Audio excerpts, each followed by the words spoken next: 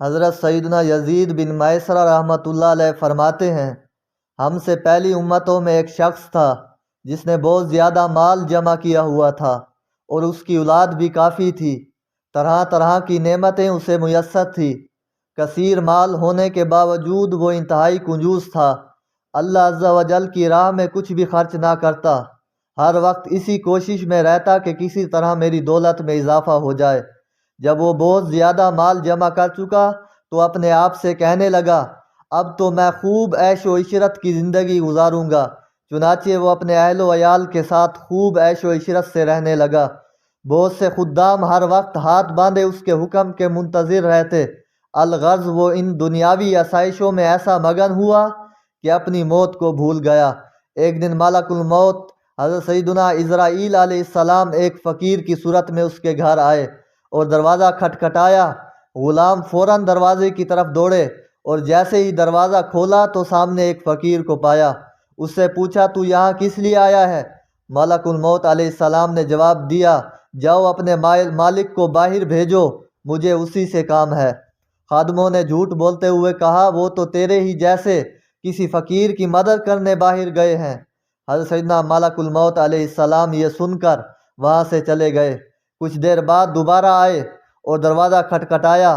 غلام باہر آئے تو ان سے کہا، جاؤ اور اپنے آقا سے کہو میں ملک الموت علیہ السلام ہوں۔ جب اس مالدار شخص نے یہ بات سنی تو بہت خوف زدہ ہوا اور اپنے غلاموں سے کہا، جاؤ اور ان سے بہت نرمی سے گفتگو کرو۔ خدام باہر آئے اور حضرت سیدنا ملک الموت علیہ السلام سے کہنے لگے، آپ ہمارے آقا کے بدلے کسی اور کی روح قبض کر لیں اور اسے چھوڑ دیں، اللہ عز و جل آپ کو برکتیں عطا فرمائے۔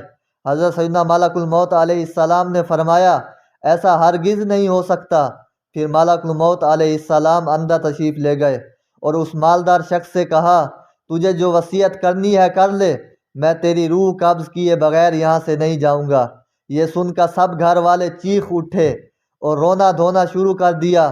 اس شخص نے اپنے گھر والوں اور غلاموں سے کہا، سونے اور چاندی سے بھرے ہوئے صندوق اور تابوت کھول دو اور میری تمام دولت میرے سامنے لے آؤ۔ فوراً حکم کی تکمیل ہوئی اور سارا خزانہ اس کے قدموں میں ڈھیر کر دیا گیا۔